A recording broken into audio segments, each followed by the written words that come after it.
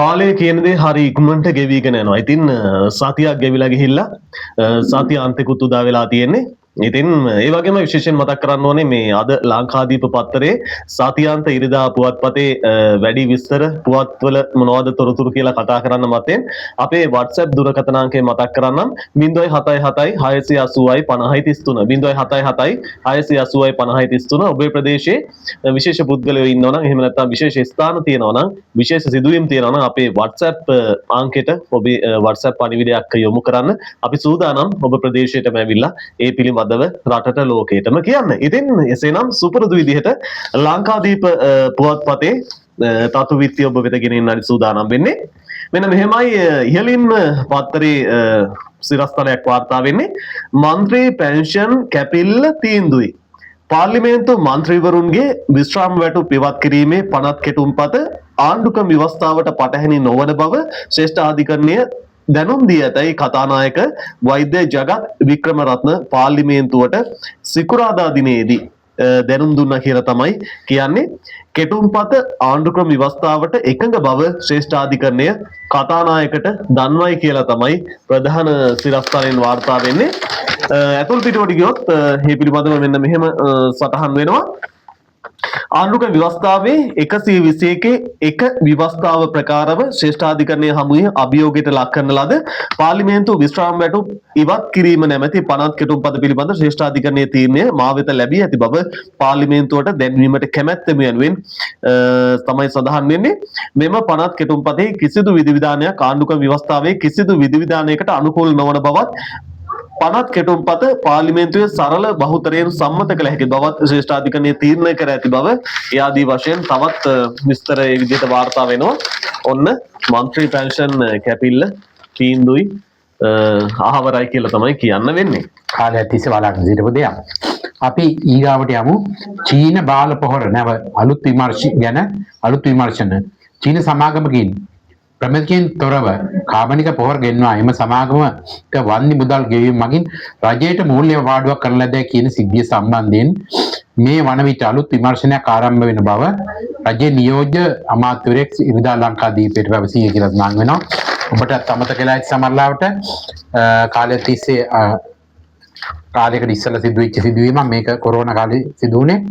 කුෂ්කාර්මික නියෝජ්‍ය අමාත්‍ය නම කරුණාරත්න සඳහන් කළේ අදාළ විමර්ශන අපරාධ පරීක්ෂණ දෙපාර්තමේන්තුව හා මූල්‍ය අපරාධ විමර්ශන එකේ මගින් සිදු කරන බවය. වසර 2021 චීනයේ සමාගමකින් මෙරට ගෙන්වන ලද කාබනික පොහොර තොගයක් ප්‍රමිතියෙන් තොර බවට මෙරටදී කරන ලද පරීක්ෂාවලින් අනාවරණය වීමෙන් පසු ඒවා රටට බාර ගැනීම ප්‍රතික්ෂේප කරන අතර ඒ වෙනුවෙන් අදාළ සමාගමට ඩොලර් මිලියන 6.9ක මුදලක් ගෙවීම වන්දි වශයෙන් ගෙවීමට සිදු වුණා. මෙම ස්වාධීනව මෙම පරීක්ෂණ ස්වාධීනව කටයුතු කරන ඉදිරියට පවත්වාගෙන යන බවත් අදාළ නීතිය නියමාකාරයෙන් සියලු දෙනාටම ක්‍රියාත්මක කරන බවත් නියෝජ්‍ය අමාත්‍යවරයා බවසුවා කියලා වැඩි දුරටත් මෙහි සඳහන් වෙලා තියෙනවා. ටිල්වින් ජයසංකර් හමුවේ පින්තූරයකුත් තිබෙනවා. ඒ පින්තූරය සමගින් ඉන්දියාවේ නිල සංචාරයේ නිරත ජනතා විමුක්ති පෙරමුණේ ප්‍රධාන ලේකම් ටිල්වින් සිල්වා සහ ඉන්දියාවේ විදේශ කටයුතු අමාත්‍ය ආචාර්ය එස් ජයසංකර් අතර ද්විපාර්ශ්වික සාකච්ඡා ඉකුත් සිකුරාදා පස්වරුවේ පැවැත්ුණා කියලා තමයි ඒ විදිහට ඒ පොතෙන් වාර්තා වෙන්නේ. අපි බලමු වැඩිදුර තොරතුරු මෙන්න මේ ආකාරයෙන් වාර්තා වෙනවා. සිය සමාජ මාධ්‍ය ගිණුම්වල මේ පිළිබඳව සටහනක් තබමින් ජයසංකර් මහතා පවසා සිටියේ සංවර්ධන අවස්ථා පිළිබඳව සාකච්ඡා පැවැත්වූ බවත් එසේම සමාජ සුබසාධන පියවර සම්බන්ධයෙන්ද මෙම සාකච්ඡාවේදී අවධානය යොමු වූ බව ඉන්දිය විදේශ කටයුතු අමාත්‍යවරයා සඳහන් කර තිබෙනවා. ශ්‍රී ලංකාවට බලපෑ දිට්ටා සුළුකුණාටුව හා ආර්ථික අර්බුදය හමුවේ ඉන්දියාව ශ්‍රී ලංකාව වෙනුවෙන් පෙනී සිටි බවද ඉන්දියාව ශ්‍රී ලංකාවේ සැබෑ මිතුරෙකු ලෙස තවදුරටත් පෙනී සිටින බවද ජයසංකර් මහතා වැඩිදුරටත් පැවසූ බව තමයි ලංකාදීපයට වාර්තා වෙලා තියෙන්නේ. ඊළඟට අපි සඳහන් කරගන්න තියෙන්නේ ඖෂධ ස්ථාන මහා උපකරණ හිගෙන් දැඩි සත්කාර ඒකක සේවාවලට බාධා විශේෂඥ වෛද්‍ය චමන සංජීව සඳහන් කරනවා. පසුගියදා භාවිතයෙන් ඉවත් කරන ලද බැක්ටීරියා විෂ සහිත ඔන්ඩෙස්ටරෝන් එන්නත භාවිත කළ රෝගීන් සම්බන්ධව අවසාන විමර්ශන වාර්තා නිකුත් නොවීමෙන් රෝගීන්ට ගැටලු රැසක් මතුව ඇති බව විශේෂඥ වෛද්‍ය චමල් සංජීව මහතා සඳහන් කරුවා කියලා සඳහන් වෙනවා.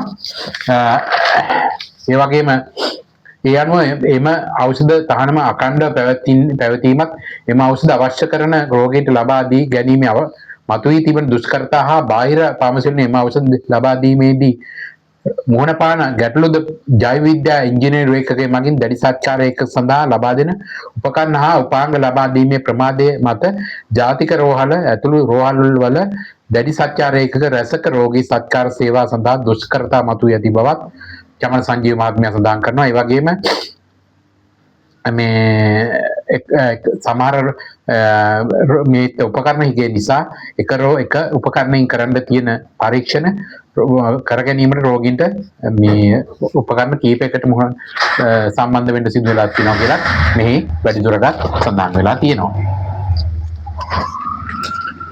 සන්ධ්‍යා එක්නැලිගොඩට දුරකථනයෙන් මරණ තර්ජන.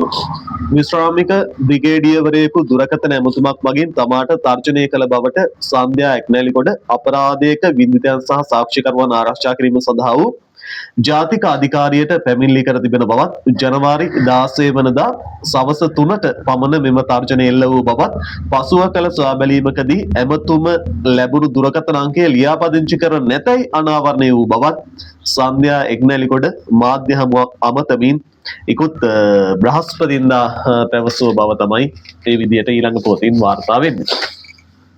ඊළඟට තියෙන්නේ අපි දීර්ඝ කාලයක් බලා ඉන්න පරීක්ෂණයක්. යලි ආරම්භ පාස්කු විමර්ශන නැවතිලා අගරදුකුරු මාධ්‍ය ප්‍රකාශ සිරිල් ගාමිණී පියතුමිය නමකින් චෝදනා. පාස්කු ප්‍රහාරයේ විමර්ශන කටයුතු යලිත් ආරම්භ කළද එම කටයුතු යම් තැනක නතර වී ඇතැයි කොළඹ අගරදුකුරු මැදුර සඳහන් කරනවා කියලා මේ සඳහන් වෙනවා. ඒ වගේම මේ මෙසේ විමර්ශන නතර වී ඇති තැන් සොයා බලා කඩිනම විමර්ශන අවසන් කර ආණ්ඩුව වින්දිතයන්ට සාධාරණ ඉටු කරන තුරු බලා සිටින බව කොළඹ අගරදුකුරු මාධ්‍ය ප්‍රකාශක සිරිල් ගාමිණී පියතුමෝ ඉරිදා ලංකා දීපයට පැවසුවා කියලා සඳහන් වෙලා තියෙනවා.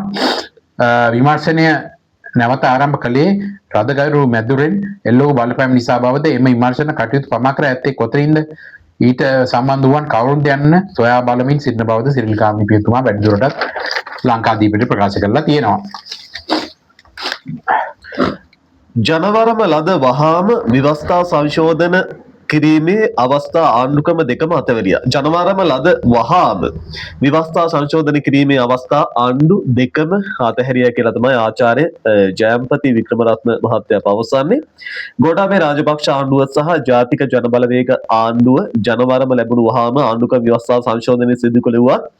එම අවස්ථා මගහැර ගත් බව ජනාධිපති නීතිඥ ආචාර්ය ජයම්පති වික්‍රමරත්න ඉකුද්දා කොළඹදී සංවිධානය කර තිබූ ආණ්ඩුක්‍රම ව්‍යවස්ථා සම්පාදනය පිළිබඳ සාකච්ඡාවදී පැවසූ බව තමයි ඒ විදිහට වාර්තා කරන්නේ. අපි බලමු වැඩිදුර තොරතුරු. වසර 2016 දී ආරම්භ කළ ව්‍යවස්ථා සම්පාදන ක්‍රියාවලිය ඉදිරියට ගෙන යන බවට ජාතික ජනබලවේගයේ මැතිවරණ ප්‍රතිපත්ති ප්‍රකාශනයේ ප්‍රතිඥා දී ඇති බවත් සිහිපත් කළ ඔහු එය හොඳ ආරම්භයක් බවත් එවකදී ආරම්භ කළ ව්‍යවස්ථා සම්පාදන ක්‍රියාවලිය අර්ථවත් එකක් යන සිය අදහස බවත් ඔහු වැඩිදුරටත් ප්‍රකාශ කරලා තිබෙනවා. ව්‍යවස්ථාවේ මූලධර්ම හා අරමුණු සලකන විට පාර්ලිමේන්තු ප්‍රජාතන්ත්‍රවාදී ස්ථාපිත කිරීම වැදගත් බවද එය කල යුත්තේ ව්‍යවස්ථාවේ උත්තරීතරභාවය සහතික කරන අතරවාරයේ බවද ඔහු වැඩිදුරටත් සඳහන් කරලා තිබෙනවා. ඊළඟට තියෙන්නේ ජනවාරියේ පමණක් කොළඹ නගරයෙන් බිලියන 3ක බදු නගර ඉතිහාසයේ වැඩිම වාර්තාව කොළඹ මහනගර සභා ඉතිහාසයේ වාර්තාවක් තබමි. ජනවාරි මාසයේදී පමණ බදු මුදල් එකතුවෙන් රුපියල් බිලියන 3ක මුදලක් ලැබී ඇතැයි කොළඹ මහනගර සභාවේ මන්ත්‍රී ශ්‍රීකාන්තන් මහේන්ද්‍ර ඉරිදා ලංකා දීපයට පවසලා තියෙනවා. මහනගර සභාවේ වාර්ෂික ආදායම බිලියන 7කි.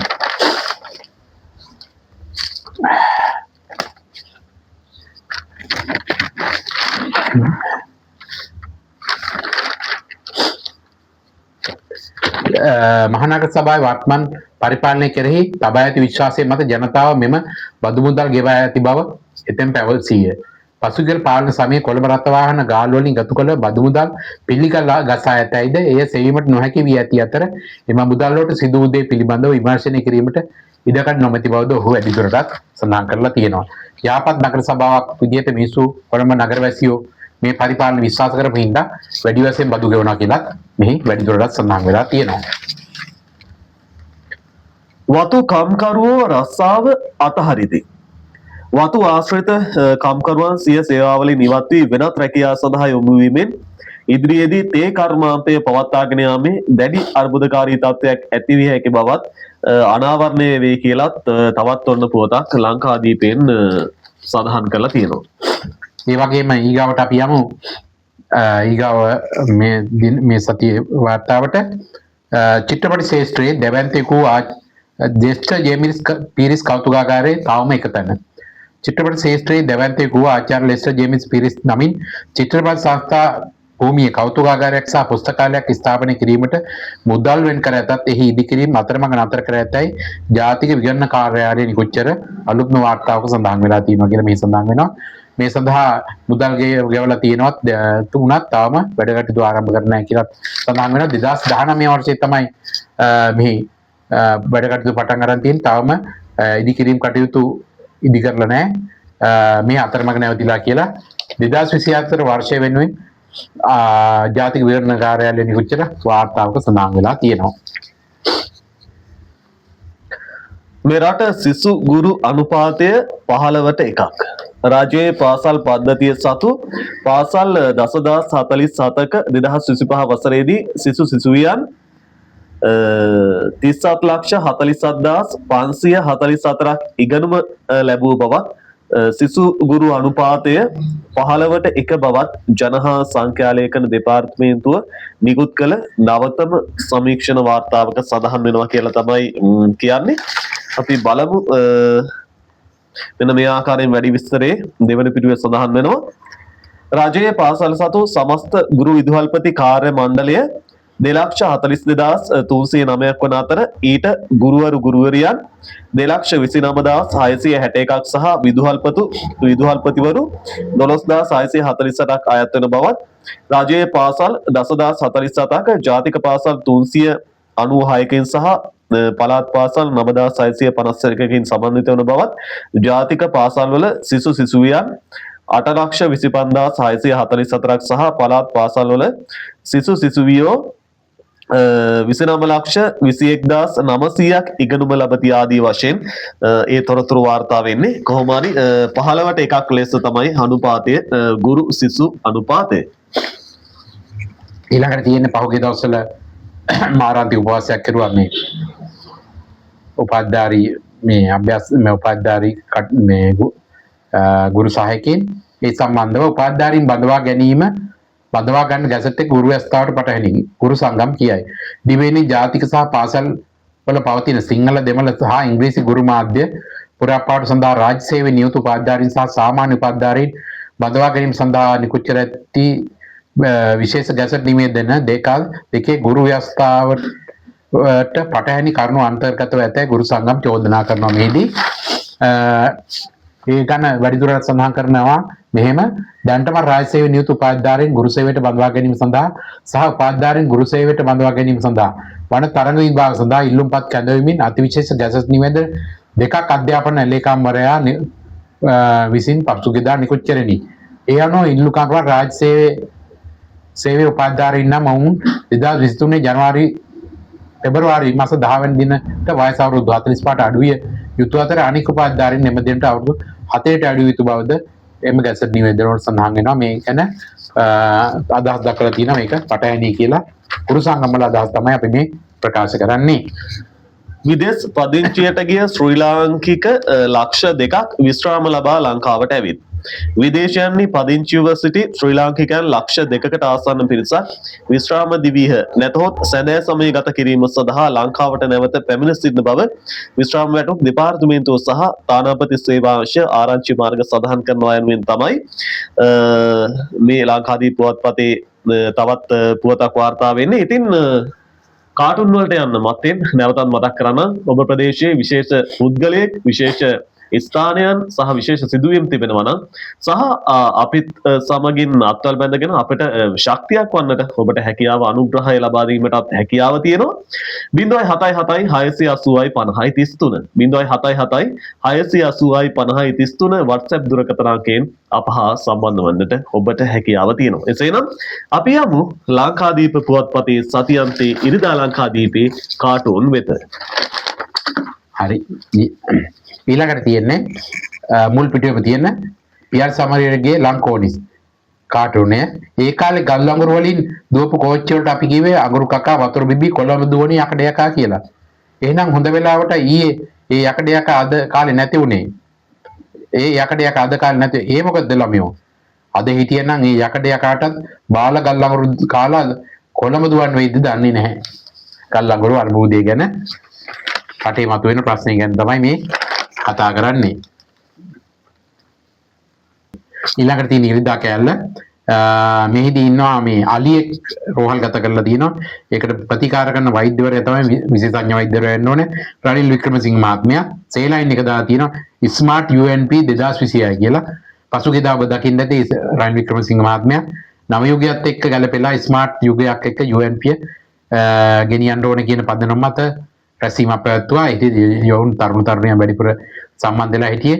උන් ඇඳලා හිටියේ අලුත්ම ක්‍රමයට ඒට UNP එහෙමවත් ගොඩ ගන්න පුළුවන්ද කියලා රෝගාතුර වෙලා ඉන්න UNP කියන අලියා. ඒ කියන්නේ UNP කියන පක්ෂය සේලයින් දීලා බලනවා එහෙමවත් UNP කියන පක්ෂයට ගොඩ එන්න පුළුවන්ද කියන තත්ත්වය තමයි රනිල් වික්‍රමසිංහ මහත්මයා බලන්නේ. ඊළඟට තියෙන්නේ ඊළඟ මැද පිටුවේ කාටුනේ මෙතන ඉන්න ජනාධිපතිතුමා හිඟන් දුප්පත් මිනිස්සෙක් ඉල්ලනවා මේ අපේ ජන පුරවැසියා ඉල්ලනවා මේ ඛණ්ඩයමක්. එතකොට දෙන්නේ මොනවාද ජනාධිපතිතුමා? දෙන්නේ මල්. පූජා කරන්න මල් තමයි දෙන්නේ. ඊට පස්සේ පූජා කරගෙන මල් අරගෙන පුජ්‍යලයා ඉස්සරහින් යනවා. ජනාධිපතිතුමා පිටිපස්සේ යනවා. මේ මොකද්ද කිව්වේ? මේකේ අරමුණ මේ ඇති කරලා තියෙන මිනිස්සු ඉල්ලන දේ ඉල්ලන්නේ ආහාර වුණත් දැන් ජනාධිපතිතුමා දෙන්න බලාපොරොත්තු වෙන්නේ භක්තිය. පහුගිය දවස්වල ආරම්භිච්ච දැන්ට පවත්වා යන ධාතු ප්‍රදර්ශනය තමයි මිනිස්සුන්ගේ අවධානය යොමු කරන්න උපක්‍රමශීලීව යොදලා තියෙන කියන එකයි මේ කාටුනේ පෙන්වන්නේ.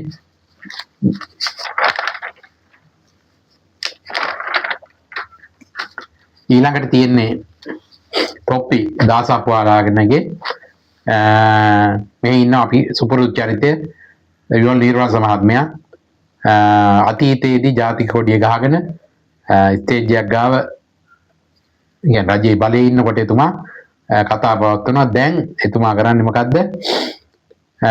බොහොම හිඟන්නෙක් වගේ වෙලා කියන්නේ දැන් ඉතින් දේශපාලන වශයෙන් අද වැටලා ෆෝන් දෙකකුත් අතේ තියාගෙන එක ෆෝන් එකකින් මේ ෆෝන් එකත් අතේ තියාගෙන අර දැන් යන කතාවල ජාතික නිදහස් දිනේදී හරි කොහෙදී හරි යන කතාවල විශේෂයෙන් පෙන්නේ ජාතික නිදහස් දිනේ කියලා අඩුපාඩු හොයන්න බොහොම අන්වීක්ෂයක් කරන චූටි අකුරකාරී වැරද්දක් තියෙනවද කියලා හොයලා බලනවා. එතුමාට ඒ වගේව තමයි කරන්න තියෙන්නේ. වෙන කරන්න දෙයක් නැහැ. ඉතින් ඔන්න ඔය ආකාරයෙන් අද දවසේදීත් සුපුරුදු විදියට ඉරිදා ලංකාදීප පුවත්පතේ විස්තර හමාර කරන්න සූදානම් වෙන්නේ. යළිත් හමුවෙමු ලබන සතියේත් ඉරිදා දිනේදී ලංකාදීප පුවත්පතේ තතු විත්ති සමගින්. ගිහින් එන්න ඔබට සුබ දවසක්. සුබ දවසක්.